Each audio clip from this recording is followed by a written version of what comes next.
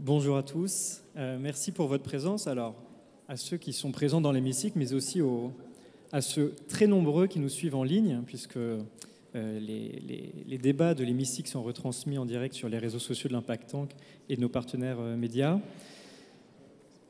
Je dois vous confesser que j'avais pour projet un spectacle pyrotechnique pour faire une grande célébration. Parce que le but, c'était de célébrer peut-être l'anniversaire, le premier anniversaire de la résolution adoptée le 18 avril 2023 en Assemblée générale des Nations Unies, qui reconnaît l'économie sociale et solidaire et, de manière peut-être encore plus importante, encourage les États membres à la soutenir par tout un tas de moyens qu'on va pouvoir discuter ensemble maintenant. Ce n'est pas un fait isolé, c'est le fruit d'un très très long travail, et je crois que vous pouvez toutes les quatre en témoigner, qui a commencé au sein aussi d'organisations internationales comme le Bureau international du travail, l'OCDE, aligné avec le plan d'action de la Commission européenne sur l'économie sociale, etc. Un vrai momentum mondial, et qui offre un standard international sur l'économie sociale et solidaire qui complète et qui ne remplace pas et qui s'inspire de législation nationale. Donc en France, vous connaissez la loi Hamon de 2014 qui a permis de passer des statuts à la finalité.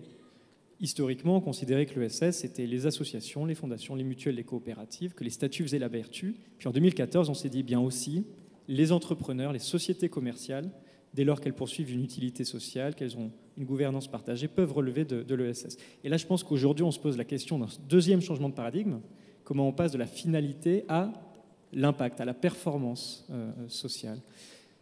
Dans vos pays respectifs, et je vais vous présenter dans quelques secondes, il y a aussi des cadres adoptés. En 2019, le Cameroun a adopté une loi après plus de 10 ans, je crois, de travail acharné. En 2021, le Sénégal également. Et quant à la Côte d'Ivoire, ça fait déjà quelques années qu'une concertation très approfondie avec la société civile a lieu autour d'une loi.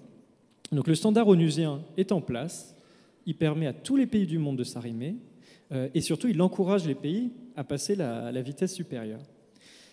C'est impossible de dissocier ESS et mesures d'impact. Si la résolution de l'ONU fait le postulat que l'utilité sociale prévaut sur le capital, il faut bien qu'on ait une boussole sur cette utilité sociale. Il faut bien qu'on mesure quel est l'impact social qui guide nos actions.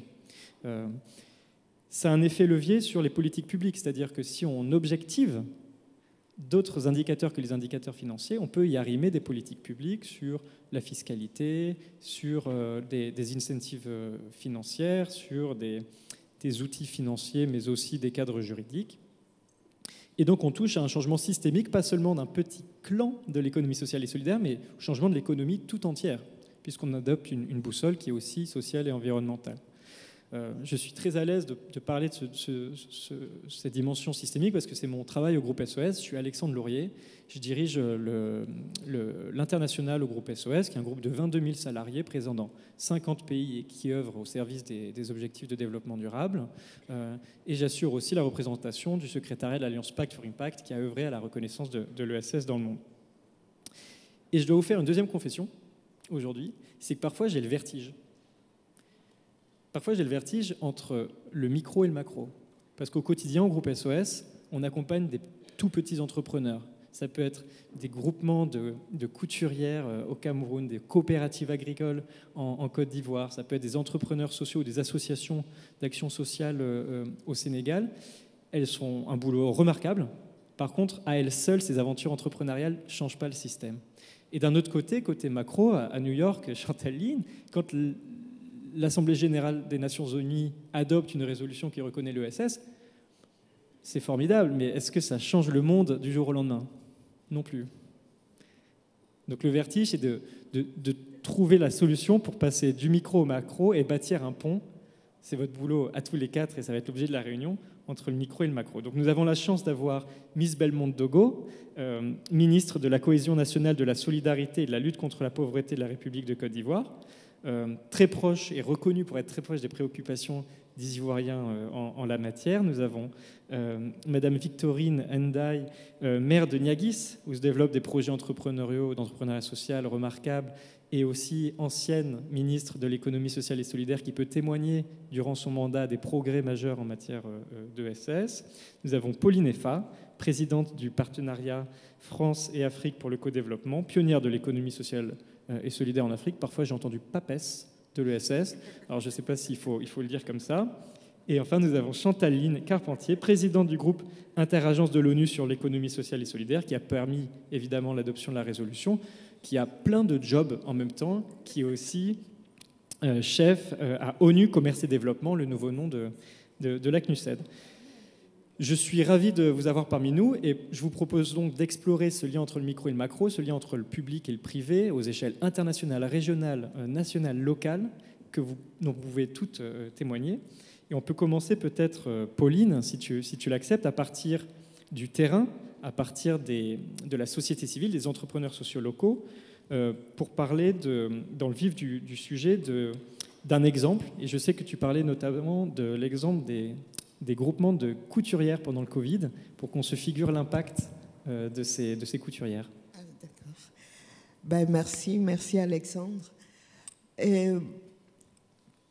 Avant de parler des couturières, je voudrais dire une chose. L'économie sociale et solidaire, on dit souvent que c'est l'agir local et le penser global. On est bien là dans le regard international sur l'économie sociale et solidaire. Alors, à partir du local, nous nous sommes dit il faut créer un système, ou alors il faut bousculer le système. Et bousculer le système consiste en quoi? Bousculer le système, on ne peut pas le faire à quelques-uns, on ne peut pas le faire tout seul. Nous allons d'abord commencer par nous organiser. Et c'est là toute la raison d'être de la structuration de l'économie sociale à la base. Les questions des relais au Cameroun, les réseaux locaux d'économie sociale et solidaire, c'est d'abord mettre dans chaque commune un réseau local qui dynamise toutes les activités que mènent les gens dans ce... Et comme on est en Afrique et que nous avons le système OHADA, qui est le système du droit des affaires harmonisé, qui regroupe 17 pays africains, il y a eu... les textes OHADA ont intégré les coopératives comme entreprises collectives. Et donc, pour organiser ces entreprises collectives, il faut les mettre dans un cadre dynamisant au niveau local. C'est ça tout le sens du relais. Et dans les relais, vous avez des coopératives de couturières. Et pendant la Covid, puisque c'est de ça que vous voulez que je parle, pendant le Covid, il s'est passé que nos gouvernants ont subventionné de grosses entreprises pour la production des masques. Et ces grosses entreprises étaient censées d'abord recruter avant de produire. Or, il y avait urgence. Et nous, on avait des coopératives de couturières. Ce qui fait que, sans l'avoir prémédité, on s'est retrouvé à porter toute la question des masques sans qu'on ne nous ait subventionné pour cela. Moi, je voulais dire que c'est aussi là la force de l'économie sociale et solidaire. Quand on est en Afrique, je crois que pour changer de paradigme, il faut s'appuyer sur ces forces-là, parce que la première force, elle est humaine. C'est-à-dire que jusqu'ici, on nous a parlé de développement. Le développement est toujours venu du haut. Et quand on a des systèmes comme les nôtres, quand on jette du haut, il y a des mains un peu trop fortes qui s'interposent, la base ne voit que dalle. Alors, nous, on s'est dit, prenons les choses dans l'autre sens. On dynamise la base pour aller chercher avant que ces mains ne s'interposent. C'est ça tout le sens de ce changement que nous voulons impulser à partir de la base. Parce que si on n'a pas développé les âmes d'un territoire, parce qu'il s'agit bien là de l'ancrage territorial. Si on n'a pas développé les âmes d'un territoire, on n'a pas de chance de voir le territoire se développer. C'est la somme des développements de chaque âme d'un territoire qui va impulser le développement de ces territoires. Et en parlant de l'Afrique, il faut regarder ça de très près. Parce que, pour finir, je voudrais revenir sur le mot économie. On nous dit économie, c'est oikonomia, c'est la gestion de la maison.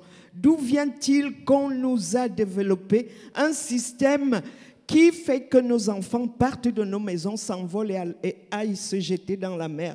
Il faut réparer ça, il faut ramener ça. Et la question de l'économie sociale et solidaire est cruciale. C'est à partir de là que nous allons rendre nos maisons attractives, nos territoires attractifs pour retenir nos enfants qui y sont encore et faire revenir ceux qui sont partis avant qu'ils ne se jettent à la mer. Merci Pauline.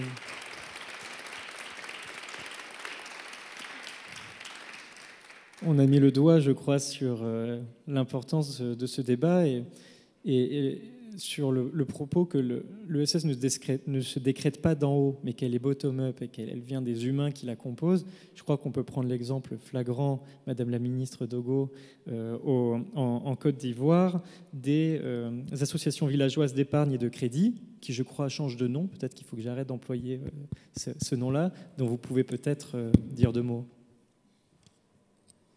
Merci. En Côte d'Ivoire, les associations villageoises d'épargne et de crédit changent de nom. Cela répond à la vision du chef de l'État, son Excellence Alassane Ouattara, de réduire l'inégalité, les inégalités et les discriminations. Nous avons modifié la définition tout en gardant les acronymes. Donc maintenant, c'est Association de valorisation de l'épargne communautaire. Pourquoi ? Parce que les AVEC étaient uniquement faites en zone rurale. Et nous sommes dit la pauvreté n'est pas qu'en zone rurale, elle est aussi en zone urbaine et périurbaine. Nous avons changé, nous avons modifié la définition tout en gardant les acronymes. Aujourd'hui, nous avons des AVEC en zone rurale, en zone périurbaine et en zone rurale. Donc nous avons dans les trois secteurs, les trois zones, les AVEC, et mieux pour nous, c'est un outil qui nous permet de mieux adresser la question de pauvreté et de solidarité, de thématiques et de cohésion. Donc les trois thématiques de notre ministère se retrouvent dans les AVEC. Pourquoi ? Parce que les AVEC, ce sont des groupements de personnes de 20 à 25 membres qui sont tenus de se rencontrer une fois dans la semaine. Ils se mettent ensemble pour une épargne, pour collecter l'épargne, mais l'épargne n'est pas distribuée chaque mois. L'épargne, elle est gardée sur une période de 9 à 12 mois. Cependant, pendant le circuit, pendant le déroulement de l'activité, les membres peuvent prendre des prêts. Mais les taux de remboursement sont fixés par tous les adhérents. Donc nous avons la gestion qui revient aux membres. Ils fixent comment ils veulent gérer leur épargne. Et en zone rurale, les AVEC répondent au déficit de présence des banques. Nous avons des zones rurales où nous n'avons pas de banques. Les populations n'ont pas la culture de l'épargne. L'AVEC nous permet d'amener les populations à faire la culture de l'épargne, mais à la faire de la façon solidaire. Puisqu'ils mettent l'épargne ensemble, ils permettent aux membres d'avoir des prêts à taux réduit, puisque les taux sont fixés par les membres eux-mêmes. Et nous n'avons pas que l'épargne, nous avons le volet solidarité avec la caisse de solidarité qui soutient les membres soit pour un événement heureux ou un événement malheureux, ce qui nous a permis en zone rurale de réduire la mise en gage, soit des plantations ou des maisons pour répondre à un événement heureux ou malheureux venant des propriétaires. Et nous avons aussi le renforcement de la cohésion. Les membres sont tenus de visiter le membre absent. Si nous avons un membre absent pendant la réunion, à la fin de la réunion, tous les membres sont tenus de visiter ce membre-là, de comprendre pourquoi est-ce que ce membre était absent. Et ça nous permet de réduire les conflits dans les zones où nous avons des AVEC qui sont actives. Oui. Parce qu'elles sont tenues de se rencontrer une fois dans la semaine, elles sont tenues de régler les conflits pendant les réunions et ce que nous avons fait, la dernière innovation, c'est de glisser les questions politiques. Nous savons que dans les associations dites à caractère apolitique, les questions politiques ne sont pas débattues. Alors nous disons, si une association ne peut pas débattre de la question politique, il y a aussi des questions de vie de la nation, pour voir un peu les contradictions, pour voir comment est-ce que des personnes de différents partis se retrouvent dans un même cadre défini, vont réagir. Et ce sont des choses qui se passent très bien. Nous avons à ce jour plus de 12 000 avec sur toute l'étendue du territoire. Nous avons à charge, selon la feuille de route à nous donner par le gouvernement, à installer 25 000 avec d'ici 2025.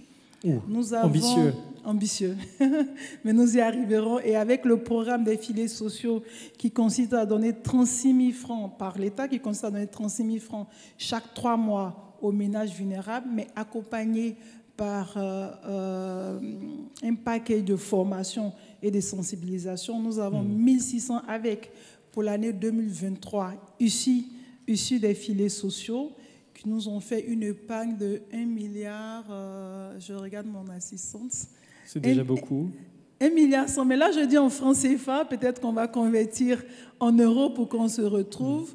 Ça nous fait 1 700 000 euros. 1688 avec, nous ont fait extraordinaire. 1 700 000 euros.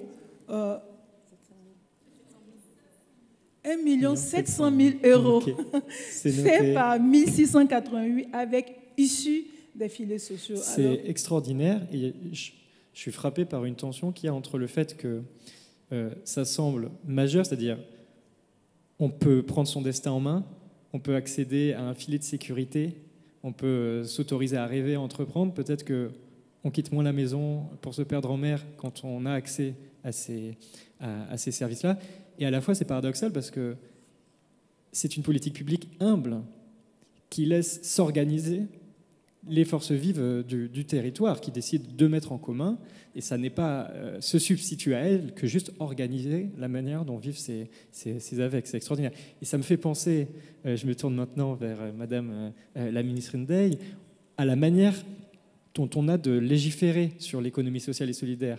Vous avez adopté au Sénégal une loi, puis toute une série de décrets qui, je crois, doit adopter cette même posture d'humilité pour capitaliser sur les initiatives qui viennent d'en bas, de la société civile, et en même temps apporter un cadre qui permet leur développement. Tout à fait, je vous remercie et joyeux anniversaire pour la résolution des Nations Unies sur l'ESS. Effectivement, au Sénégal, nous avons eu depuis 2021 une loi d'orientation sur l'économie sociale et solidaire suivie du décret d'application qui a permis de définir aussi des mesures incitatives. Mais il est bon aussi de s'arrêter et de dire que l'ESS, comme j'ai l'habitude, l'ESS, c'est ce que nous savons faire, c'est dans l'ADN de nos sociétés. Aujourd'hui, le défi que nous avons, c'est de voir comment le formaliser, comment structurer et aller à un autre niveau. Bien entendu, il nous faut gérer le micro et le macro en trouvant des modèles qui soient adaptés à nos réalités et qui permettent également aux jeunes de ne plus prendre la mer, comme on le dit. Mais les jeunes ne prennent pas la mer parce qu'ils n'ont rien à faire, pas forcément. Ils prennent la mer aussi souvent parce que, je veux dire, quand on prend l'agriculture, les jeunes ne sont plus intéressés par l'agriculture. Ils sont peut-être dans les zones, ils sont intéressés par la distribution, ils sont intéressés par avoir de l'argent là tout de suite. Et c'est ce qui fait que très souvent dans les groupements où nous retrouvons des femmes qui travaillent dans les périmètres maraîchers, les jeunes ne sont plus intéressés. Et c'est dans ce sens aussi qu'au niveau de la commune, Schubert, effectivement, vous l'avez dit, nous avons mis en place une société de coopérative communale qui nous permet de connaître, de tenir compte de nos potentialités et de voir comment organiser le tout de manière à pouvoir aussi y intégrer les jeunes. Nous sommes dans une zone où il y a beaucoup d'eau, nous sommes en train de développer un pôle aquacole. Avec les aménagements, à travers la société de coopérative, nous offrons aux jeunes l'opportunité de cocher l'employabilité en les formant, en développant la pisciculture et en même temps de permettre aux femmes qui sont dans la transformation d'avoir des débouchés. Et lorsque ces jeunes auront cette expertise-là, valablement, ils pourront être accompagnés en termes de financement. Puisqu'à ce moment-là, ils auront coché l'employabilité. Avec un financement, ils peuvent aller vers une activité individuelle, pourquoi pas, et lucrative. En amont, ils auront déjà servi la collectivité. Donc l'un dans l'autre, il s'agit de voir comment, à travers cette loi, à travers tout ce dispositif que nous avons toujours su faire, comment le mettre au service des populations. Bien entendu, au-delà de la loi, il y a le Code des marchés. Le Code des marchés au niveau du Sénégal qui réserve un quota 5% aux acteurs de l'économie sociale et solidaire. C'est très bien, avec toutes ces mesures incitatives qu'il faudra aussi dérouler et identifier parfois. Parce que quand on parle également des acteurs de l'économie sociale et solidaire, mais qui est acteur de l'économie sociale et solidaire? Ces acteurs, nous les trouvons dans les différents secteurs, ministères sectoriels. Ces acteurs sont dans la pêche, dans l'agriculture, et tous ces différents ministères-là ont leurs propres indicateurs. Maintenant, le défi, à travers également la nouvelle loi de l'OHADA sur les sociétés de coopératives, le défi, c'est de pouvoir organiser, bien entendu, ces sociétés de coopératives en insistant sur la gouvernance. Parce que si on crée une société de coopérative, qu'elle soit communale, qu'elle soit de quartier, qu'elle soit de ville, si les instruments, si la prise en charge de la gouvernance n'est pas bien adressée, elle ira certainement à la faillite. Oui. Et ce qui est passionnant sur le fait que l'économie sociale et solidaire peut relever d'à peu près tous les ministères du gouvernement et tous les secteurs d'activité, c'est qu'à l'échelle d'un pays, ça nécessite énormément de coopération d'un ministère à l'autre, à l'échelle d'une ville aussi. Alors vous avez même une troisième casquette, quand je vous écoute, d'entrepreneuse sociale. Quand vous créez des pôles d'activité directement dans la ville, vous êtes une mère entrepreneuse, et c'est assez époustouflant à entendre. Et l'autre point aussi, dans le cadre de la loi d'orientation, il est demandé, c'est bien inscrit, que l'État accompagne les collectivités territoriales à intégrer cette dimension ESS dans leur plan local de développement. Autrement, on passera à côté. Avec des moyens alloués. On ne pourra pas gérer, plutôt développer cette synergie entre le micro et le macro et avoir beaucoup plus d'impact au niveau de nos différents terroirs. C'est tout le défi. Ouais. Et alors, il y a un défi qui me paraît encore plus vertigineux, c'est au-delà de la coopération entre les ministères d'un pays, la coopération entre les 200 pays du monde. Ça, c'est déjà une autre paire de manches. Donc, Chantaline, joyeux anniversaire. C'est quand même, cette résolution, c'est toi qui l'as portée depuis un sacré moment. Et ce qui est intéressant, je pense, c'est que tu peux apporter ce regard-là de coopération entre pays, mais aussi à l'échelle régionale, parce que je crois qu'il y a des avancées. Je prends l'exemple de la région ibérico-américaine, des coopérations qui s'établissent. Oui, en effet, et ça me fait plaisir d'être ici avec l'ancienne ministre qui a été une des porteuses de cette résolution. Merci. C'est un anniversaire commun avec le Chili et aussi avec l'Espagne et avec le support de la France, l'appui de la France, et on est très content d'avoir cette résolution. Mais comme tu disais, Alexandre, c'est pas tout d'avoir une résolution qui est adoptée à l'ONU, parce que ça, c'est très macro. Et s'il n'y a pas des gens sur le terrain comme ces dames qui sont très actives et très engagées, ça ne change absolument rien dans le monde. Mais c'est d'avoir les deux, c'est la puissance des deux, parce que à ce moment-là, cette résolution nous donne un mandat de faciliter le partage des connaissances, de faciliter, de donner l'appui au pays pour mettre en œuvre des politiques d'appui pour les populations et les groupes sur le terrain, mais aussi pour les régions. Et donc, ce qu'on a fait depuis l'adoption de la résolution, c'est de travailler avec nos commissions régionales et d'économique et sociale, dont celle de l'Amérique latine, qui après l'adoption de la résolution, qu'est-ce que ça fait dans le monde, une résolution comme ça? Ben, le Costa Rica, le Chili ont demandé de l'aide, de l'appui à CEPAL, donc cette commission régionale de l'Amérique latine, pour la mise en œuvre d'une loi sur l'économie sociale et solidaire pour avancer.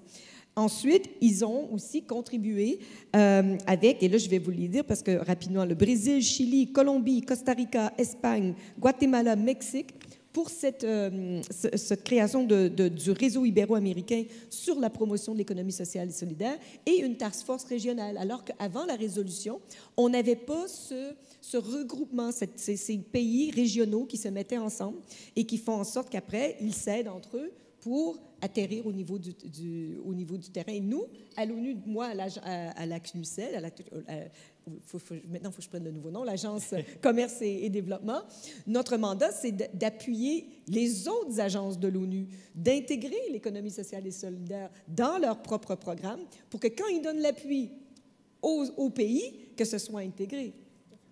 Et pour ça, tu as un enjeu majeur. Je vais rebondir. Une deuxième question pour toi encore, c'est qu'on est au sommet de la mesure d'impact. Il faut des référentiels, des indicateurs communs. Et là, c'est le même travail de coopération pour s'entendre sur les mêmes indicateurs, alors que ce n'est pas les mêmes réalités d'un pays à l'autre, évidemment. Comment on fait quand on essaie de produire des référentiels d'impact ou des outils statistiques à l'échelle internationale? Oui, c'est une très bonne question. Bon, déjà, tu as mentionné tout à l'heure que l'avantage de la résolution, c'est qu'on a finalement, pour la première fois, une définition de ce qu'est l'économie sociale et solidaire, tout en reconnaissant que ça varie d'un pays à l'autre. Et donc, ça nous donne le cadre. Ensuite, ce qu'il faut faire, c'est bien sûr d'avoir des banques de données statistiques fiables et comparables, et pour qu'on puisse être capable de mesurer l'impact pour les ministres, de savoir combien d'emplois que ça crée, combien de développement économique rural et régional ça crée, et combien d'exportations et de diversification des exportations que ça crée. C'est très important. Et là, c'est notre coprésidente, la coprésidence de la Task Force, donc l'OIT, l'Organisation internationale du travail, qui travaille, elle, sur un groupe technique sur la statistique de l'économie sociale et solidaire et qui avance donc tout ce domaine, alors que nous, on travaille sur une task force technique sur le financement de l'économie sociale et solidaire de ces entités. Et on aime beaucoup d'être ici à cet Impact Tank pour voir comment on peut collaborer aussi. Oui, c'est un défi technique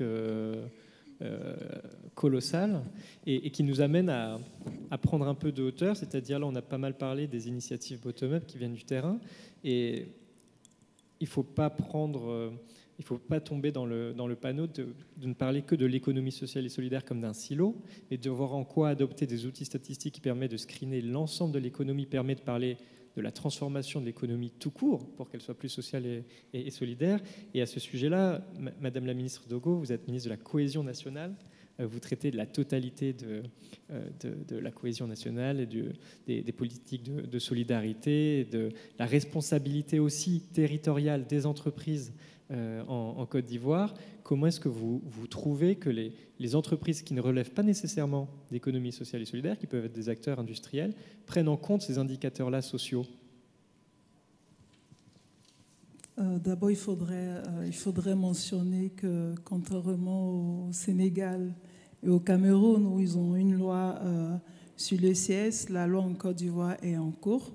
Nous espérons que d'ici à fin 2024, nous aurons cette loi-là pour permettre à l'écosystème de l'ECS en Côte d'Ivoire de vraiment éclore. Pour amener les grandes entreprises, comme nous les appelons en Côte d'Ivoire, à avoir ce volet, on va dire, social et solidaire sur les populations, il faudrait dire que grand nombre de grandes entreprises en Côte d'Ivoire ont des fondations. Donc, à travers ces fondations, elles mènent des actions à caractère social. Elles mènent des actions, vous avez plus, je ne vais pas en citer là, mais vous avez des fondations qui ont pour objet construction d'écoles, d'autres des centres de santé. Mais ce que le ministère de la Solidarité fait, c'est de travailler avec ces fondations-là, être présent où l'État est moins présent. L'État fait beaucoup, mais l'État ne peut pas tout faire. Et pour nous, le rôle d'une entreprise qui exerce dans un périmètre bien donné, le volet responsabilité sociale doit être aussi de penser au bien-être de ceux qui vivent autour de cet espace-là. Donc nous travaillons à inciter les entreprises à être là où l'État est moins présent pour combler le déficit, soit en termes de centres de santé, soit en termes d'école, ou même d'accompagnement de ménages vulnérables. Et pour aller sur le volet solidarité, nous avons initié une activité que nous appelons le dimanche de la solidarité, qui consiste à accompagner les ménages vulnérables en les faisant des visites surprises, mais tout en répondant aux attentes de ces ménages-là. Et nous avons bon nombre d'entreprises qui ont bien voulu être à nos côtés pour cette activité. J'ai entendu le délégué ministériel Baduel tout à l'heure vous promettre qu'il viendrait vous rendre visite à Abidjan. Il faudra lui souffler l'idée des dimanches de la solidarité parce qu'ils auront toute leur place ici. Avec on beaucoup aimerait de s'en plaisir inspirer. En sa présence, c'est beaucoup d'émotions, mais c'est une activité que les ménages vulnérables attendent. Nous l'avons initiée l'année passée. On aurait bien voulu parcourir les 31 régions et les 2 districts en Côte d'Ivoire, mais nous n'avons que 12 mois dans l'année. Le dimanche de la solidarité, c'est une fois dans le mois. Et sur cette question-là, je crois qu'il parle de la responsabilité de toutes les entreprises du territoire. Madame la ministre Ndiaye, au Sénégal, il y a eu, je crois, en échangeant aussi avec vos équipes, une évolution de cette responsabilité qui s'est un peu plus prise au sérieux, qui a fait un peu moins d'impact washing, pour employer un mot un peu barbare, en considérant qu'on ne pouvait pas faire le strict minimum simplement pour donner l'impression qu'on se souciait d'un territoire avec une action un peu rapide, mais qu'au contraire, on avait une vision de plus long terme. Je pense par exemple aux questions de formation professionnelle pour adapter les compétences d'un territoire et créer et susciter des emplois dans les filières des entreprises qui s'y implantent. Et je crois que le Sénégal a fait des progrès majeurs en la matière. Bien évidemment. Ouais. Effectivement, dans le cadre du 3FPT, le fonds de la formation je cherche le 3FPT, j'ai l'habitude de le dire, voilà, qui finance la formation à travers la CFCE, donc la contribution à la charge de l'employeur. Mais au-delà de cela, sur la RSE également, la loi d'orientation sur l'économie sociale et solidaire a pris en compte la RSE. Parce que tout à l'heure, quand vous avez parlé tantôt, Ms. Togo a parlé des fondations. Et dans le cadre de la loi d'orientation sur l'économie sociale et solidaire, les fondations sont les premiers acteurs de l'ESS. Et le défi aujourd'hui, lorsqu'on parle d'intégrer la dimension ESS dans les plans locaux de développement, c'est aussi de pouvoir capter cette RSE. Il ne s'agit plus de faire semblant ou de faire un peu, mais de venir dans la collectivité territoriale, à travers le plan local de développement, d'intéresser les entreprises qui y sont, en leur disant nous avons fait telle planification et nous souhaiterions être accompagnés dans ce qui nous arrange, dans ce que nous avons défini par rapport à nos perspectives de développement. Cela aussi est très important et il est bon aussi, bien entendu, de le relever. Au-delà de cela aussi, nous avons toujours dans la RSE les sociétés, les entreprises qui sont dans le secteur minier, dans le secteur extractif et qui aussi pourraient permettre, si tout cela est bien organisé, de pouvoir accompagner les différentes localités, parce que lorsqu'on parle de ces zones, si je prends Kédougou, toutes ces zones extractives, les populations, notamment les jeunes, sont beaucoup plus intéressés par le gain des espèces, comme on dit, sonnantes et trébuchantes. Et très souvent, ces populations délaissent les productions, que ce soit le maraîchage, pour aller vers l'extraction. Et cela aussi peut également altérer les terres. Donc, l'un mis dans l'autre, cette responsabilité sociale d'entreprise et cette problématique se pose avec acuité et est prise en charge dans le cadre de la loi d'orientation pour l'économie sociale et solidaire. Et il est assez puissant de remarquer qu'à travers des lois sur l'économie sociale et solidaire et à travers une exigence sur la mesure d'impact, on traite de tout un tas d'autres sujets qui peuvent être les jeunes, la formation, l'emploi, qui peuvent être aussi la lutte contre la corruption ou le travail des enfants, qui peuvent être tout un tas de cadres inclusifs pour certaines parties de la population. Et alors, Madame Effa, je me tourne vers vous. Vous êtes une grande militante, activiste de l'économie sociale et solidaire. Est-ce que vous avez le sentiment que les engagements des grandes entreprises sont à la hauteur des enjeux et prennent autant au sérieux les dimensions sociales, environnementales que les dimensions financières sur les territoires qu'elles travaillent? J'ai envie de dire non, pas encore. Pourquoi? Parce que quand on parle d'économie sociale et solidaire en Afrique, c'est une économie sociale de construction. Ce n'est pas une économie sociale de réparation. l'Afrique a encore tout à construire. Et la question de la RSE doit tenir compte de la question de la durabilité. Et là, je parle des questions de développement local. Parce qu'on est très vite tombé dans le social watching, où on a beaucoup d'entreprises qui vont simplement faire un petit pas pour ce qui était du mécénat ou de l'aide sociale et dire que voilà, on a fait notre job, comme on dit, on a fait de la RSE et c'est bon. Nous, ce qu'on attend de la RSE, c'est pour ça que la question de la construction est essentielle. Offrir aux entreprises un milieu dans lequel elles peuvent, comme dit Madame Gay, s'engager avec des acteurs locaux pour construire un développement local durable. C'est très important parce que si une entreprise arrive et... Nous, on a vu des multinationales au Cameroun qui, en parlant de RSE, vous disent qu'elles ont donné des ballons de foot à une équipe du village. On leur dit non, ce n'est pas ce qu'on attend de la RSE. Il faut vraiment la définir pour qu'elle ait réellement, et là, on arrive à la question de l'impact, pour qu'elle impacte réellement la vie d'un territoire et qu'on s'inscrive tous ensemble dans une démarche durable. Et là, je reconnais que les questions de formation sont très importantes. On a des structures qui s'engagent sur la formation des jeunes et des femmes. Ça, c'est déjà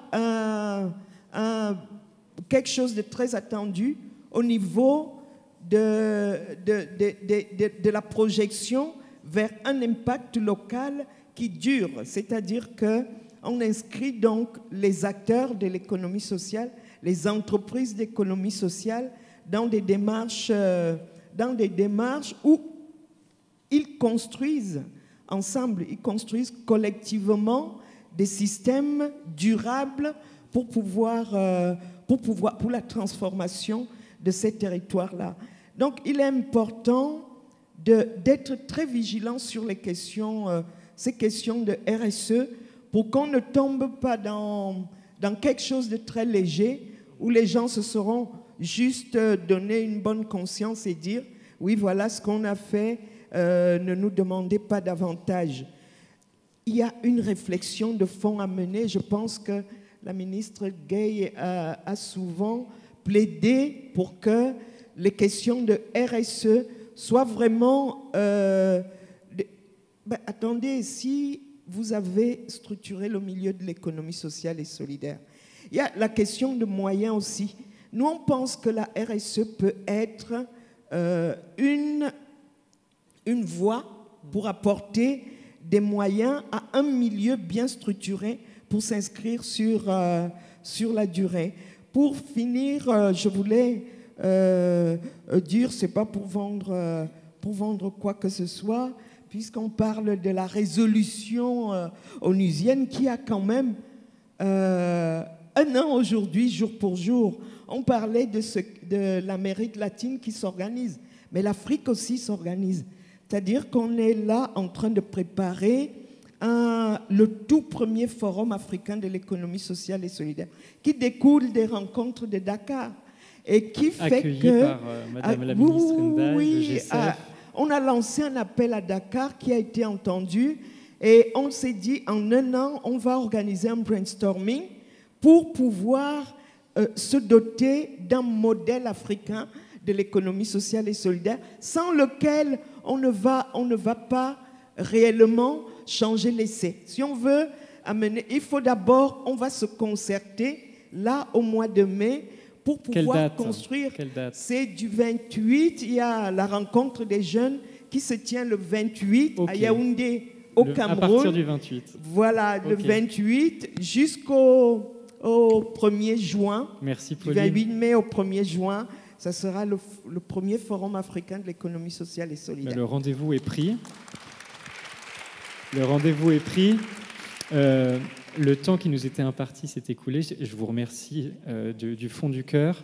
Je pense qu'on aurait pu en débattre encore plus longtemps. Je suis sûr que les internautes posent plein de questions par ailleurs, donc on trouvera d'autres formats pour approfondir.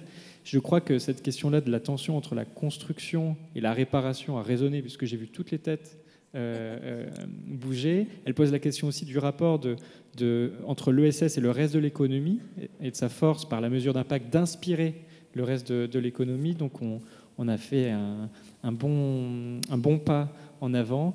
Merci à vous quatre. Et je vais donner la parole maintenant à Émilie Kovacs, rédac-chef de The Good, pour le temps sur l'innovation sociale au service de l'intérêt général. Merci beaucoup.